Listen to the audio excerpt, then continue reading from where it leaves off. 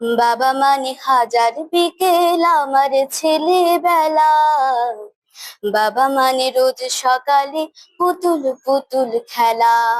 কেউ বাবাকে নিয়ে লিখেছে খোলা চিঠি, কেউ এঁকেছে বাবার সঙ্গে ভালো লাগার মুহূর্তের ছবি, যার মাধ্যমে ফুটে উঠেছে বাবার প্রতি ভালোবাসা। কারো কারো কথায় উঠে এসেছে সন্তানের প্রতি বাবার সংগ্রামের গল্প।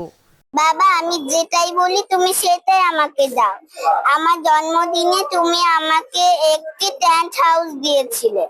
আমরা যখন বক্সিগঞ্জে ছিলাম তখন তুমি আমাকে আমার জন্য অনেক গিফট পাঠাতে। তুমি আমার জন্মদিনে অনেক কিছু দাও। বাবা, আমি তোমাকে খুব ভালোবাসি। আই লাভ ইউ বাবা। এই ছবিটি আসল নয়, কিন্তু এই ছবিটি আমি আমার বাবার হাত ধরেছি। এটা আমি এখন আর ধরতে পারি না।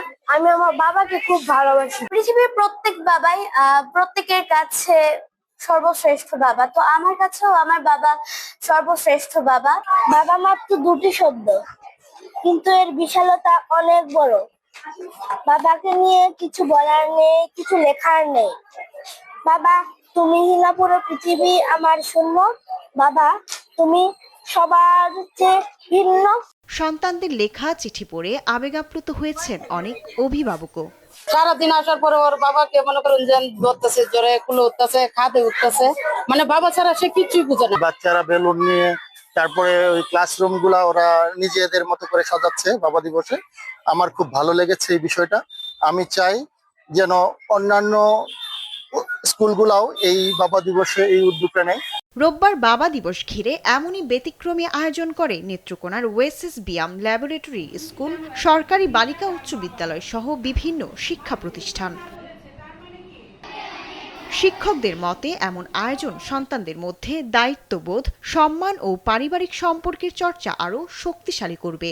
একটা চিঠি লেখা যায় বাবাকে, অভিবাদন জানিয়ে, তাকে ধন্যবাদ জানিয়ে, তার প্রতি কৃতজ্ঞতা প্রকাশ করে কিভাবে সুন্দর করে তার আবেগ অনুভূতি প্রকাশ করা যায়, বিশেষ করে বাবাকে ধারণ করা, বাবার গুরুত্ব উপলব্ধি করার জন্যই মূলত এই অনুষ্ঠানের আয়োজন করা।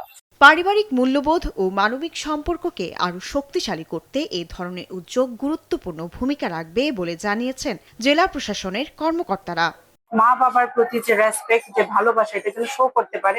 অনেক সময় বাচ্চাদের মধ্যে অনুভূতিগুলো হয়তো থাকে, কিন্তু তারা কিভাবে এক্সপ্রেস করতে হয় এটা হয়তো তারা বুঝতে পারে না। সেই জন্য এটা একটা ছোট্ট একটি মাধ্যম আমরা বেছে নিয়েছি। বাবা দিবসের এই আয়োজন শুধু একটি দিবস উদযাপন নয়, বরং পরিবার, ভালোবাসা, শ্রদ্ধা ও কৃতজ্ঞতার বন্ধনকে আরো গভীর করার এক অনন্য প্রয়াস।